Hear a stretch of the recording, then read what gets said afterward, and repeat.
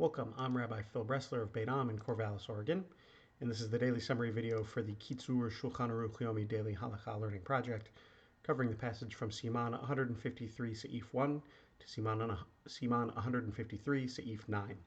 You find links to the Hebrew and English text of this passage and to the counter of upcoming passages in this video's description.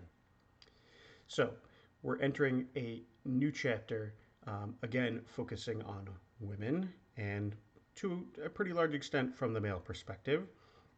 This chapter is all about nidah, so any sort of vaginal bleeding, whether it is regular menstruation or something else out of the ordinary, results in a state of ritual impurity for this woman called nidah. Nidah means separated or excluded, and you'll find out why in a moment. Now you might be asking, weren't the laws of ritual purity and impurity suspended after the destruction of the Second Temple due to the unavailability of a red heifer and therefore to a purgation ritual? The answer is yes, they were, but patriarchy. So the status of nidah continues until bleeding stops and remains absent for 7 days following, followed by ritual immersion for that woman in a mikvah.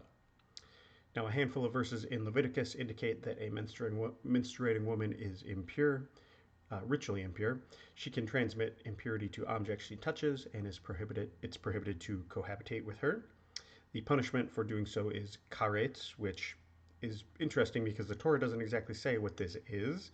Usually translated as to be cut off from one's people. One possible interpretation is that it's punishment from heaven as opposed to human-imposed punishment, but it's unclear what that even looks like. Basically, all of the laws of nidah are rabbinic injunctions. They are fences around this law in the Torah. So, here's a little more about these rabbinic fences around nidah. The blood she doesn't need to feel it coming out. You just need to see evidence on sheets or clothing that counts. There's a lot of complicated halakha about what kinds of stains count or don't count. The Torah is pretty obviously only concerned with sex with a menstruating woman, but rabbinic ordinance prohibits the husband from all contact with her, including handing objects back and forth, eating at the same table, unless there's some sort of shinui, some kind of difference in the way you do that, drinking from her cup, eating her leftover food, sleeping in the same bed, even with barriers between. It's not really ritual impurity, though, in the way that it was classically understood. It's not transmissible.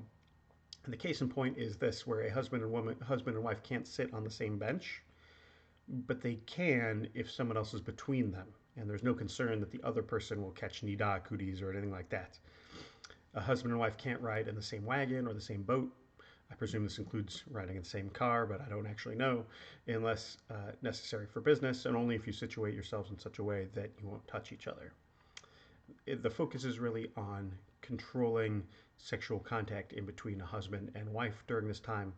And I'm told that many Jewish women, including a growing number of non-Orthodox Jewish women, find this to be actually a spiritual practice. They aren't resentful of it. They don't feel demeaned by it. There's a euphemistic term called taharat hamishpacha, family purity, which is used to sort of shift focus away from women's uncleanliness and to remind everyone that there can be consequences, for everyone. It's a family practice. And I believe people when they tell me they find the practice rewarding, even though for my own part, I don't get it. The idea of increased mindfulness around sex and, sex within the construct of a marital relationship, though, actually that makes sense to me. And in one way, I think that is a positive thing. This is just, to my mind, not a really great way to go about managing and facilitating that. That's all for today. As always, our learning is dedicated to Rabbi Shlomo Gansfried, the author of the Kitzur, and the historic Jewish community of Uzhhorod, Ukraine. See you tomorrow.